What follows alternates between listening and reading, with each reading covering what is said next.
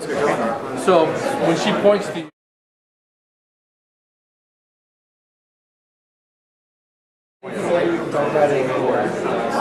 Okay, hello everyone. Let's get started. Hope you enjoyed your Monday holiday so early in the semester. We're on to week 2 on Canvas here, so start looking at this page.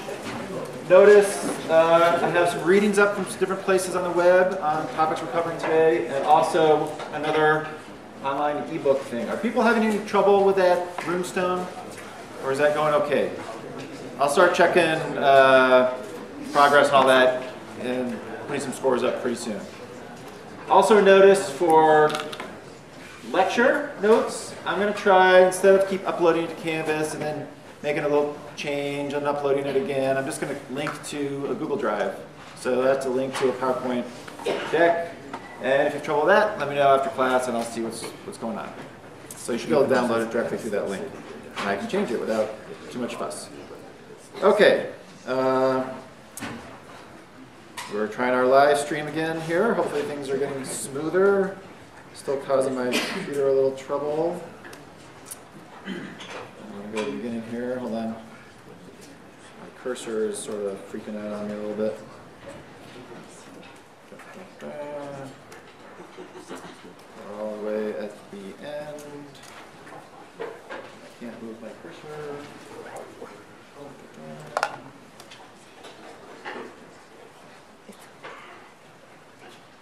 Okay.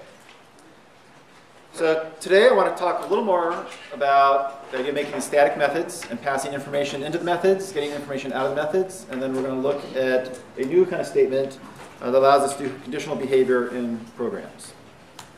So first of all, to kind of review, a method, the main idea of a method is to take a sequence of instructions, tuck them away in some other little spot of the program, and be able to execute those instructions with just a name. And so there's two parts to doing this. One is to declare the method, basically saying what the method is called, the information it takes, and how it works. And so here's an example, little method, a public static void, say hello, and all it does is print out hello to the console. The parts that we're interested in right now are the return type of the method. And what is a void return type? What does that mean? Raise your hand and someone tell me. Yeah. It doesn't return anything? It doesn't return any information. So that seems weird to have a method that doesn't return anything, but it still does something. In this case, it prints out information to the console. That's sometimes called a side effect of the method. So it's not the main point of the method, but it has some behavior that it does. And so that's still a reasonable thing to encapsulate under some name of our own, some abstraction. And so, again, when you write the code for say hello here, it doesn't execute it. It just says this thing exists, this thing is defined. And then later, perhaps in your main method, we're going to call the method. So the call for that particular method is just say hello, an empty set of parentheses saying no information is going into the method. And when that line is run in the program, it jumps up to the say hello, executes the statements in there, says hello on the console, and then returns back to where it was called. Okay, so we're okay with that basic concept? Okay?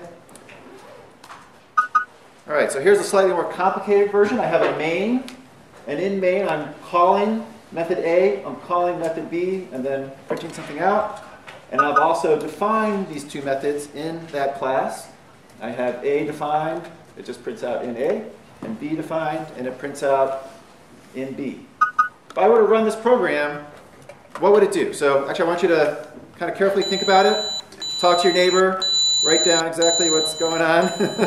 Camera's freaking out. Camera's making some noises. So just take a second and think out what is the exact output that would happen when you run this program. So it's good practice to pretend to be a computer running this program, okay?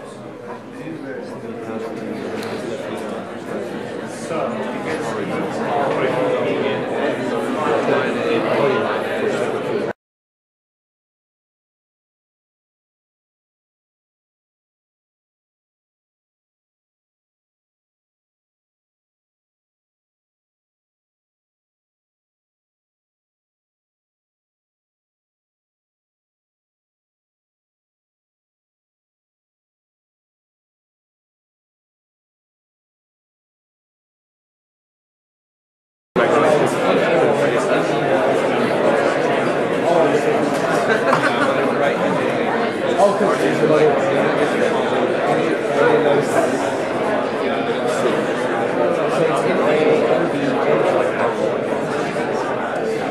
let's talk about this. So,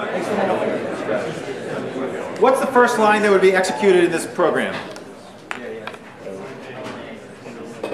What's the first statement that would be executed in this program? Someone else, please, on the front. Someone else back there. Someone tell me. What's the first thing happening? Yeah. In A.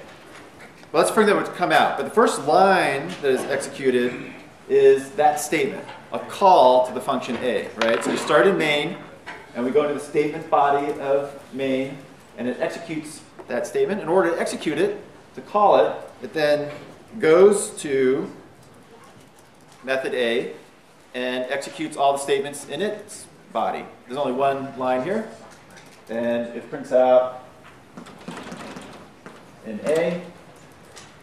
When it's done with that method, it goes back to where it had been called.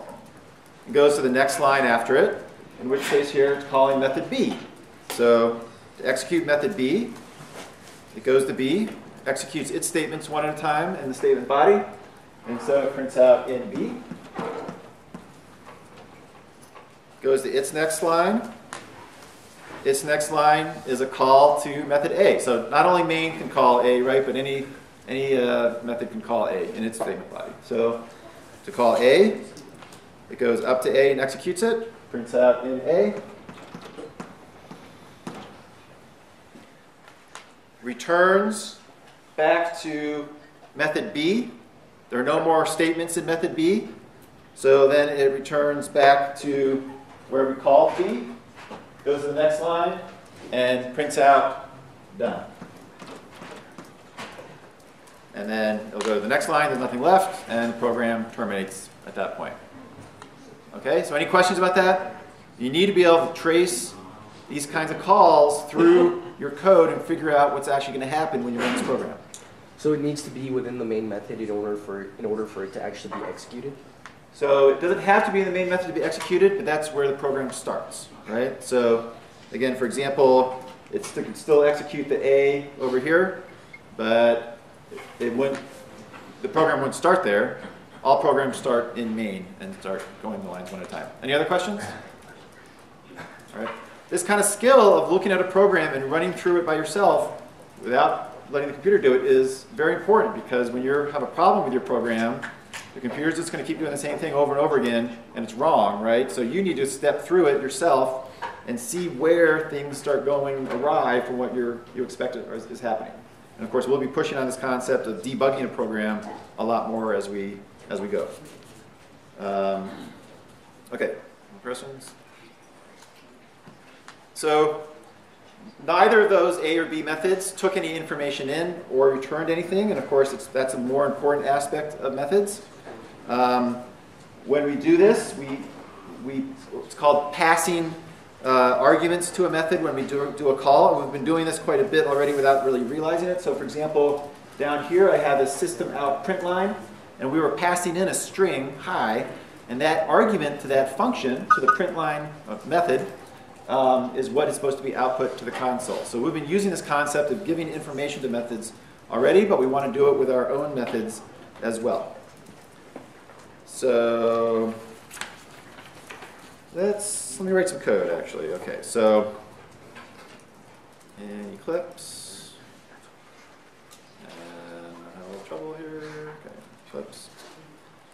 We have our basic shell of a program. It's an Lecture5 package, class Lecture5 in class, and I had it auto-generate this main method for me. Unless my computer starts behaving, I'm going to have to stop some of the streaming stuff. Okay, so I want to create a method of my own, a public static method that's going to return an integer. So again, that's the order of it, right? Public static. We're going to talk more in detail what that means later. But this next one, this third word, says what is returned out of the method, and it's going to be an integer in this case. And I'm going to call the method doubleIt, and it is going to take an integer as some input value. And in here, I'm going to return input value times 2. All right, so this is a pretty simple method again, hardly worth turning into a method, but we're going to do it just for illustrative purposes. What does that method do? There's a lot of hints as to what it does. Doubles it. It doubles what? The input value. Input value, yeah. So whatever argument gets passed to this method gets doubled and returned out of the method. So how do we use it? Let's make an integer. Num. And I'm going to declare it and initialize it with a value, 3. And I'm going to, let's make another integer called doubled. And I'm going to assign it the result of calling double it with num. And now let's print out what's in there to see what happened. The doubled number is doubled. Okay. So if I were to run this, where's my cursor gone? There. It says the double number is 6. So what's happening here exactly? We're taking num, and again, if you're doing this at home or by yourself, you should write down on a piece of paper what's stored in there. 3. Now I am declaring another variable, doubled, and assigning it what this method call evaluates to. So when you call a method, it acts like an expression, and it turns into some kind of value. Sometimes that value is nothing when it's a void method, but in this case, it's returning a double. And we're going to take that value that's evaluates to and assign it to double. In order to evaluate this method call, first of all, num, it says what value stored in num? 3. And it gives that value to the parameter of double it.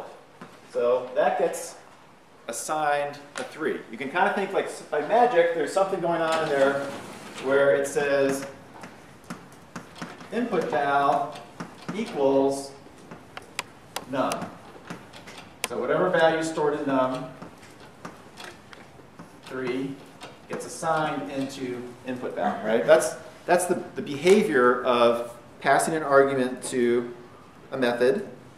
It evaluates this here, passes it into input val, and assigns it to input val.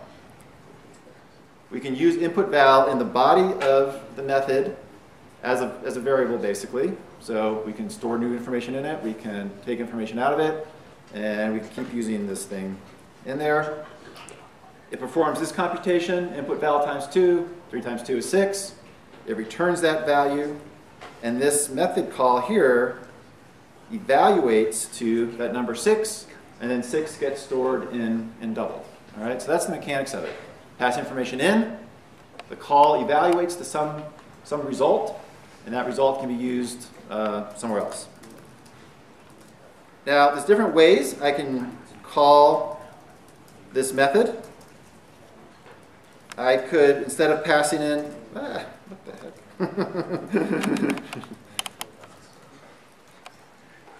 Instead of passing in num here, I could pass in a literal, so I could pass in 10. And in this case, it just says, all right, what value is being passed in? 10. And input val takes on the value of 10, and it gets doubled, and 20 gets passed back. So if I were to run this, then double number is 20. Okay, so you can pass in literals to method calls, or you can pass in expressions that turn into something. And so maybe as a final version of this, I am going to make an actual expression here. So here I have an expression, 10 times num. for the method call now, it says, okay, there's an expression in here. Let's evaluate that. It evaluates 10 times num to be 30. That 30 gets passed to input val, gets doubled, and 60 comes back. Okay, so there's a lot of flexibility in how you call a method, as long as there's some kind of value going into the method, something it can interpret as a value. Okay, I can even do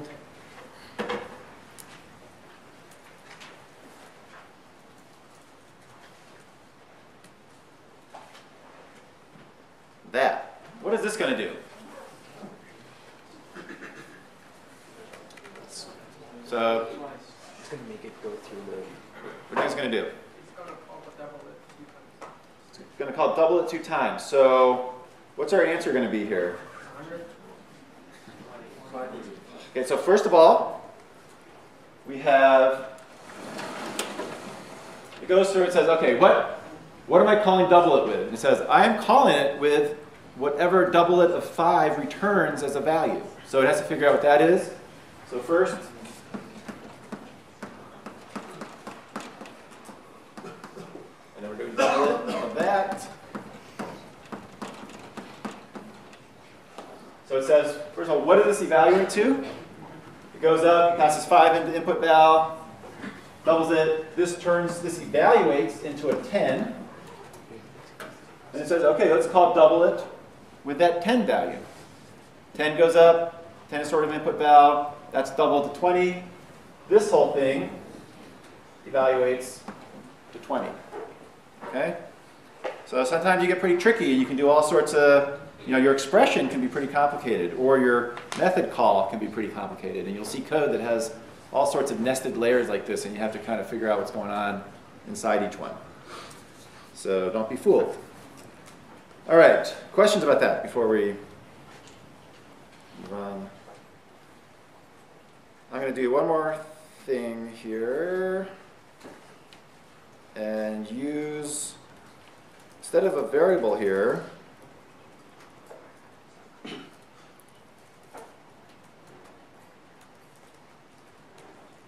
I'm going to use a method call directly in my print line statement.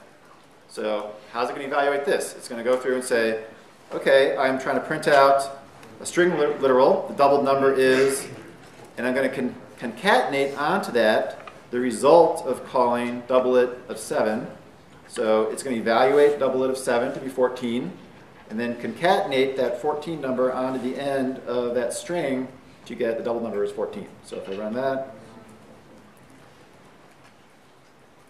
click computer, okay, double number is 14. Notice we did all this other work up here to get the double of 5, but we never did anything with that information, right? We didn't print it out or anything. That's why we didn't get that 20 out of there. So any questions on that? So you can use method calls anywhere you'd expect to see a literal or an expression, because it evaluates to some kind of answer, some sort of result. And it's sort of up to you to decide whether it's good to do it inline like that or to put it in a temporary variable and so on.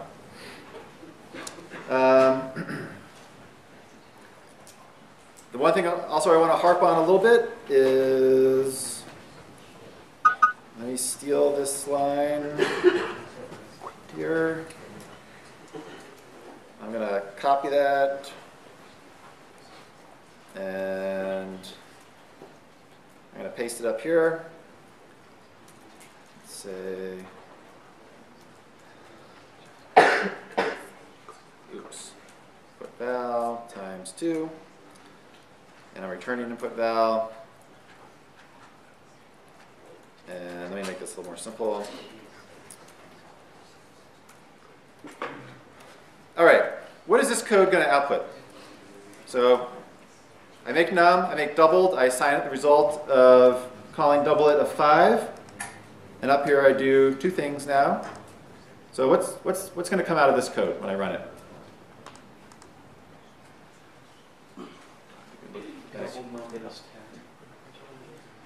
What do you think? Red line 10 and then can return 20.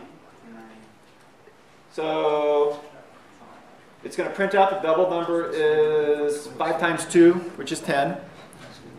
It's going to return 5 times 2. We don't do anything with that return, but when when I run this, let me just run it first, if I can get this pause here. I run it. It says double number is 10. Okay, so there's two questions. One is, there was the suggestion that input val itself had doubled, but it hadn't, right? This expression up here, input val times 2, evaluates the 10, but it doesn't change input val itself. I would have needed to say something like,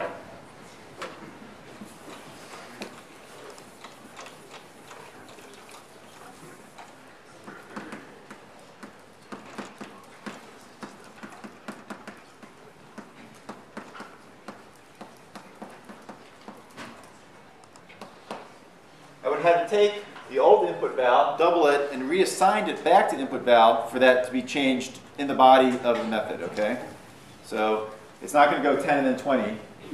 So this first one here, the double numbered is 5 times 2, which is 10, and then it returns 5 times 2, which is 10, and we assign that to doubled here. We talked a little bit about this. What's bad about this change to the function? It acts the same when we run it. It prints out the doubled answer. What's bad about this style as opposed to what we had before? It modifies the input?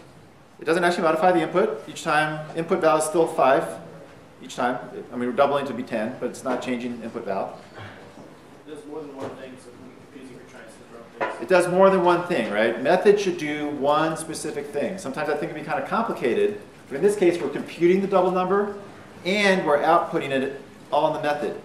Now let's say this doublet method was part of some giant galaxy simulation where we're tracking stars moving around and all that kind of stuff, and we're trying to run this doublet method like 100 billion times. We want it to run fast, and dumping out output each time we call it to the console is going to slow this thing down by like 1,000,000 times, and it's going to take forever to run, right? We don't want this thing spewing out 7, 12, 45 all the time, right? We just want it to do its computation, and then we can decide whether we want to output it or not, depending on what's going on there. So don't intermingle your activities, especially computation and output, in a single method. On returning that value, if I wanted to output it, I could output it back in main, okay? So just do one thing. You might notice in the assignment I had explicit thing. Make sure you're not computing the trip cost and printing it out in the same method. You should compute the trip cost, return it, and print it out elsewhere. You will lose points if you do that. So don't intermingle output and computation. All right. Just to see if you're tracking this, okay. Let's do a little exercise. My cursor is still causing me trouble.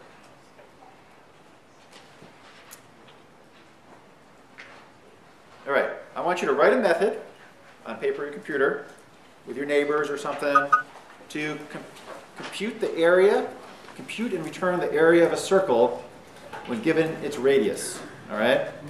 So try to write a method that does that, and if you're on a computer, you can write a main function and call it with something. But I want you to force yourself to write that method, right? The only way you learn programming is you do it. So write it down, paper, talk to your neighbors about it, help each other out if you can, make sure you're on the same page here. It's kind of like 3 minutes on this.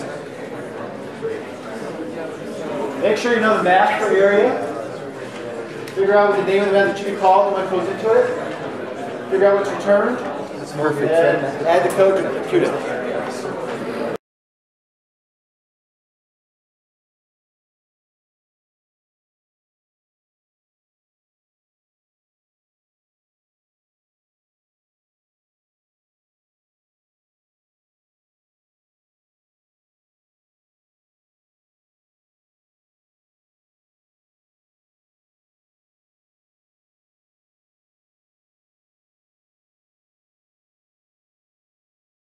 It's pi times square. Pi times square.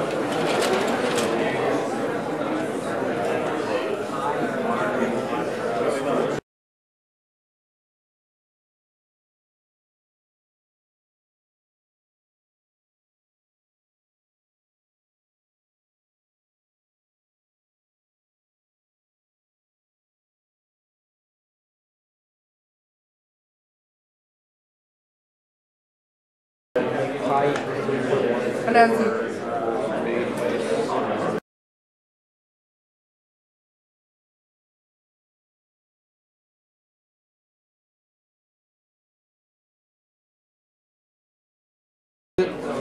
It's gonna keep going on and on. All right, let's talk about this. So, what's the math for area? Pi times radius. We don't really know how to do squared yet in Java, so I'm just going to, square is the same as multiplying again. We don't know pi. There are ways to pull in pretty decent approximations to pi. Here I said, let's just use 3.14. That's very bad. Do that. We don't want to be like the Kansas state legislature that, like, they, at some point, some state said, we're tired of this crazy pi thing. We're going to call pi equal to 3. And just leave it at that. And they tried to legislate that that was the right answer.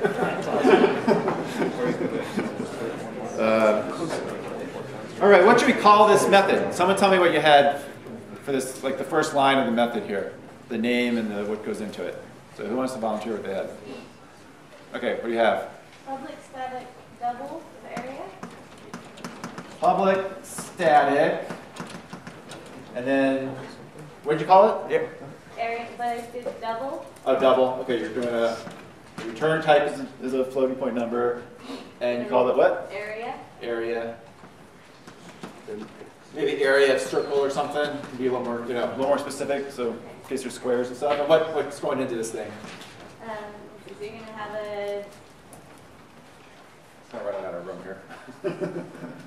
Do you have a parameter to this? I didn't check. Sorry. Okay, so what kind of parameter do we need to compute this? A floating point number like a double. And what is the kind of information on it? It's the radius. Yeah. And then we have the body. And what's the body going to compute here? Someone over here, what do you have? What do you have? I just had to area. And what did you do with it? Returned it, yeah. So you return that equation up there, right? So that's basically it. Public static double, area of circle, be a little descriptive, right? Double radius, return 3.14 times radius times radius. And then to call it, you would just call area of circle, and you give it something. So radius of 1, right? That 1 we copied into radius, and 3.14 times 1 times 1 should return an area of 3.14, and we have the area done. All right. So it's important, given problems, to know how to put them in code. That's the whole process of developing software, right? People don't say, hey, here's what you need to write, just type it into the computer. You're given problem statements, and you have to figure out how, what are the important parts here? What information do we need to compute this?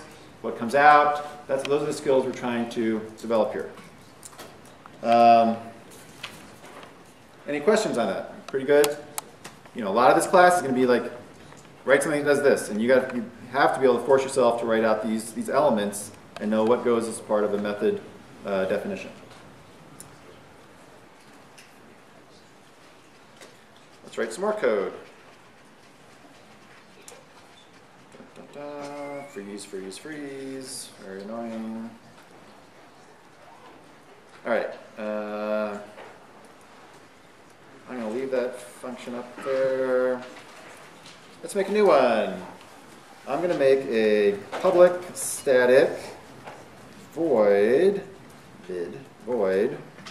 called add to count.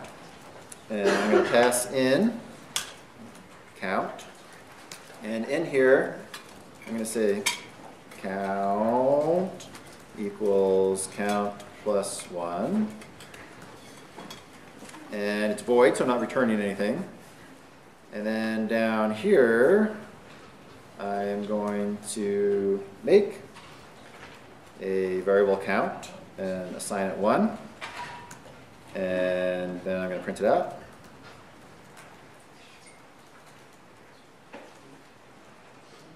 Count is count. And then I'm going to call add to count of count. And then I'm going to print it out again. Okay, so ignore these 2 lines, right? That was from our last little experiment. So I declare a variable count and assign 1 to it, print it out. I then call add to count with this variable count. Up here we have a parameter called count. I take the old value that's stored in count, add 1 to it, and assign it to count.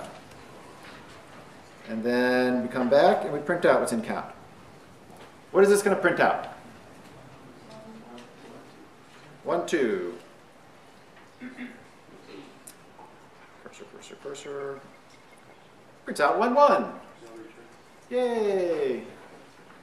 Things are confusing. That's like programming. Okay, so what happens? This is one of the most important things to keep in mind when using methods. When I call add to count on count, and over here I might have count equals 1. It evaluates this variable for the value stored in it, which is 1. Then it goes up to the code.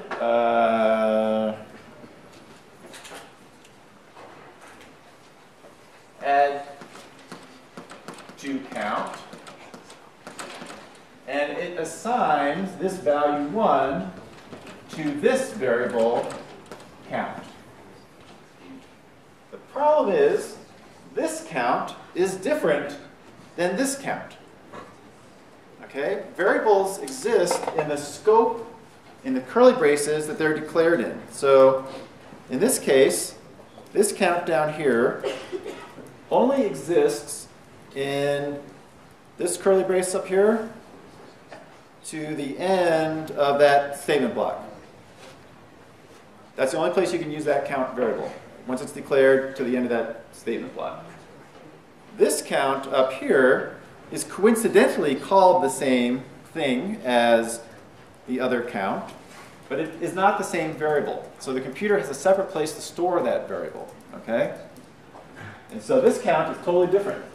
And so to make that more clear, we better have our count equals 1. That belongs to this one. Up here, we have another count equals 1 that belongs to that chunk of code. Then I add 1 to this count. Count equals 1 plus 1. That becomes a 2. We leave the method. When we leave the method, this variable goes away. We're done with it. It doesn't exist anymore. We come back down to the main method, and when we print out count, we say, what is count worth? It's worth 1. Okay? So when you call a method, it's done what's called pass by value. In other words, you take the value out of the arguments and pass that value to the method up here and use that value to initialize this new variable parameter called count. Notice, we want to make sure you shouldn't think that what you call a method with is the same variable as what you receive it with, because maybe I want to call add to count on count, and I want to call add to count on 5, and I want to make another variable other count equals 5, and call add to count on other count. In other words, this method can receive all sorts of different kinds of information. It can receive literal 5, it can receive the value stored in other count, it can receive the value stored in count, and it wants to be general. It wants to work on different kinds of variables, different kinds of information. So we can pass anything we want to it, because all we're trying to do is evaluate what's stored in these things, what that expression turns into.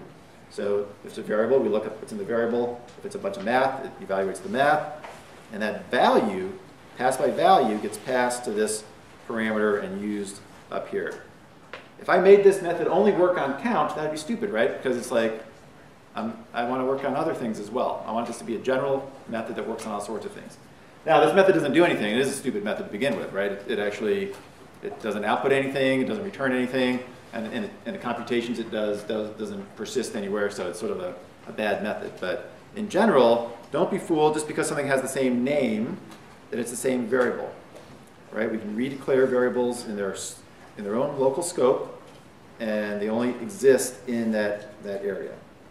And we'll see how this works in much more detail as we keep trying different concepts, but that is a very important concept to keep in mind. Don't be fooled by that name being the same, okay?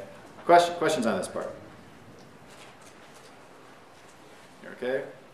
You're okay with it until you run into a problem in a program and you think it's doing something, and then you'll remember it for sure, right? But, all right, so we pass values in, the value gets copied, but the names are coincidentally the same or different. It doesn't matter.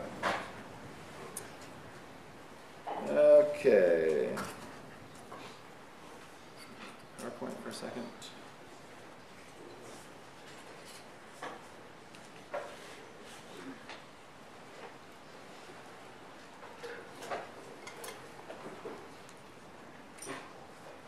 All right, so pass by value,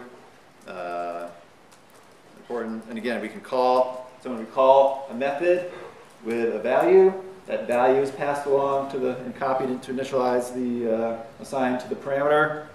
And even if it's a variable, the variable is evaluated to a number, and that number is passed on to the method, and we use that to initialize the method parameter, okay? So it's sort of a two-step process here. Same kind of thing when you return. That return expression gets evaluated to a value, and that's what the call turns into.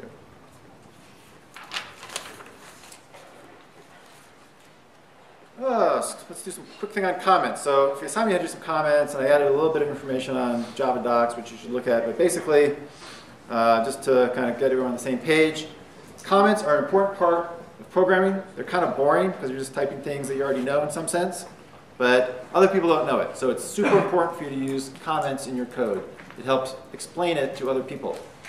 Now, it's a skill all of its own, and it's one that's hard to develop because you have to kind of believe in the process, and you don't have a reason to believe it until you're working on a team or working on big projects. But there's different ways of adding comments. One important thing I want you to keep in mind, which is an easy thing to fall into, is don't just state the obvious. If I say my code, num equals num plus 1, and you add a comment, add 1 to num, you're basically pretending that the person reading this code is an idiot because they can't figure out what num equals num plus 1 does, right? So there's no need to restate very simple Java expressions as comments. You should say something like, we're moving on to the next person here, and we need to track, you know, where they are in a list or something like that. Anyway, you need something that's a little more like why you're adding one to this thing. For the car assignment, do you want us to use the comments in the Java doc, or just? I think I just wanted the Java doc on that one, right? Yeah. So let me talk about Java doc stuff real briefly. So there's different kinds of comments. You can add / at the end of a line, what's called an inline comment, and anything after the / is ignored by the Java interpreter. So you can just do whatever you want there, basically, all the way to the end of the line. That's more commonly used for when you're making new variables and you want to say what the point of that variable is. I think actually making a descriptive name is almost more important than a good comment. So you shouldn't have int x equals 1 and then say x is the number of people in a class. Call the variable number of people in class, right? Don't hide that information. You can have a comment on a single line by itself, still //, and that's sometimes good to describe what's happening. For example, the next few lines of code, let's read an input from a file and parse it for missing students or something like that. You know, just some simple little comment that's describing what's going on. There are block comments that are /*, and then an ending */, and everything between those is comment, so you can make paragraphs, more complicated things. And then there are Java docs, which is a more formal way of doing block comments. Let me do one example of a Java doc. Go to Corpse. Okay, so if my cursor is here in this method. And on the Mac, I don't know how to do this now. If I hit Command-Alt-J, and it's Control-Alt-J on Windows. Can't tell if my computer, okay. It adds a block comment, javadoc/***, and here it automatically figured out that I had a parameter here called counter, so it puts in this @param tag for me. I'm going to add a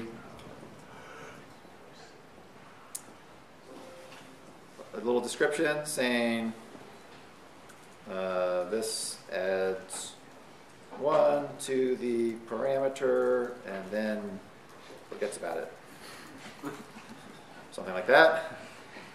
And here it says param counter, and I'm going to say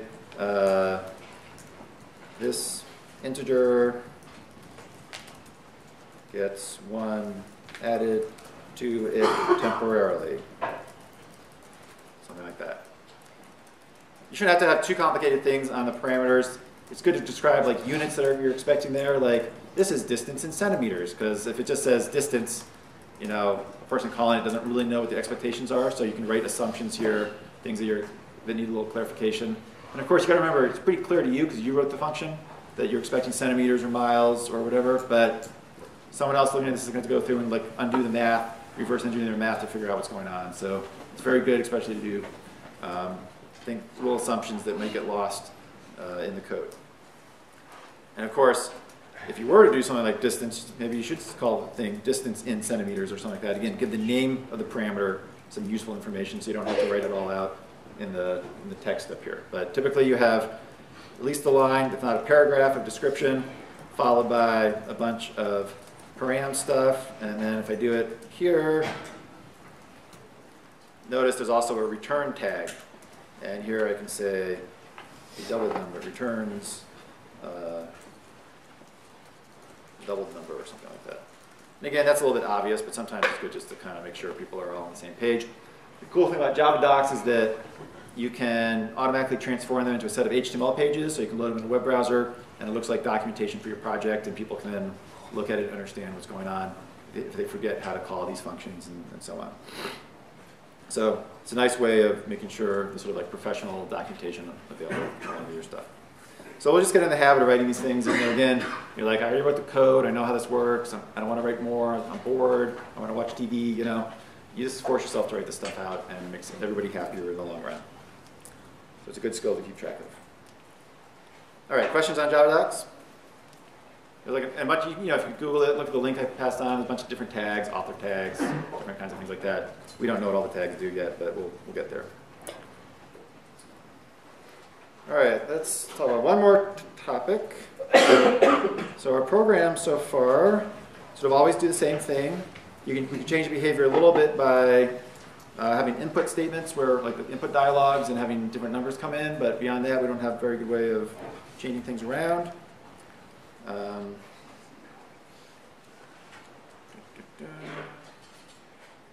Let's have a new statement. So a very common programming construct is what's called if-then-else. The word then doesn't often appear, but the else does. And it allows conditional, it means changing, execution of statements. And it has the form if, parenthesis, some kind of what's called a Boolean expression. A Boolean expression is an expression that doesn't evaluate to a number, but evaluates to true or false. And you might remember that there's a primitive in Java called a bool that holds these kind of values. Then, if that expression inside the parentheses is true, it does that first statement if true. And if it's false, it skips over that statement and does the statement if false. All right, so it's a way of doing one thing or another thing depending on some check. Is a number bigger than 10 or something like that?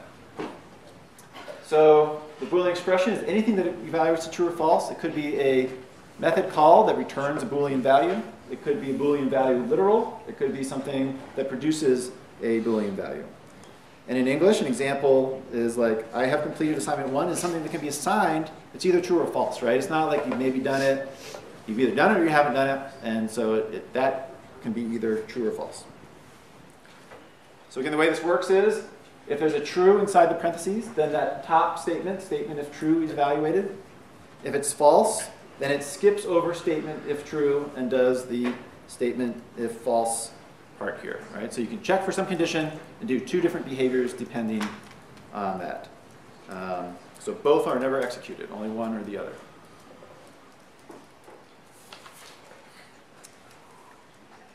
Here's a more concrete example. So let's say we ask the user for a number. They type something in. We converted it from that string that the input dialog gives us back to a number. We can check if user input equals 4. Now this is some funny syntax. Equal means are they the same, right? That's because we are already using a single equals to be assignment. So we have to tell the difference between assignment and equals. So in this case, if the value stored in the user input variable was a 4, 4 equals 4 returns a true. So this expression, this operation returns a true or false, and it does whichever one of those is correct. All right? There's other expression operators, greater than, less than, greater or equal to, less than or equal to, and then that exclamation point equals means not equal. All right, so you can say it's equal with equals, or you can say not equals with exclamation point equals. So sort of ugly syntax, I think, and you have to get used to it, but that's the way it works here. So there are a lot of complications here. Let's write some code, I guess. We've got a couple minutes still.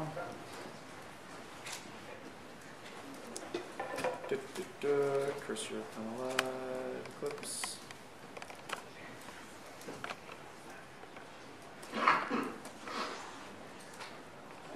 All right, I'm gonna comment out all this other code so it doesn't run and confuse us. So I'm gonna add a comment block, and everything to the end of the comment block is a comment. So again, all that code exists, but it's not going to run when I ask the program to run. I'm going to make an int val equals 4. And I'm going to say if, parentheses, val equals 4, then system out print line is 4. Else system out print line is not 4. We still have 2 minutes. Please don't be shuffling around distracting everyone. So if I run this, what's it gonna output? It's 4, right? Because looks at val is 4, 4 equals 4, and it does the true part, which is the top line. So if I run it,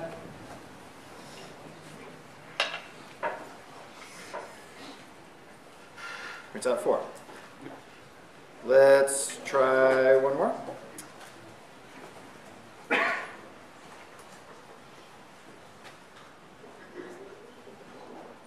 What's it going to print out in this case? It's not 4, even though it is 4. Is 4 greater than 4?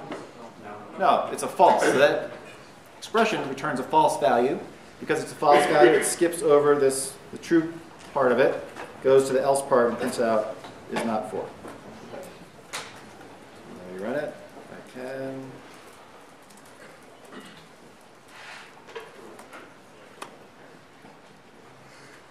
It's not 4. Now, you can do more than a single statement. You can put a statement block for the true part. In which case, it does all the statements in the statement block for the true thing. Same thing with the else, right? So more commonly, you might have a bunch of things that happen if it's true, in which case you use a statement block. It's actually good form to almost always use a statement block because you never know if you want to add in another part, do 2 things in there. So just get in the habit of using a statement block on the if-then-else kind of statements. All right, we'll talk more about this on Friday. More little parts of scripture. So.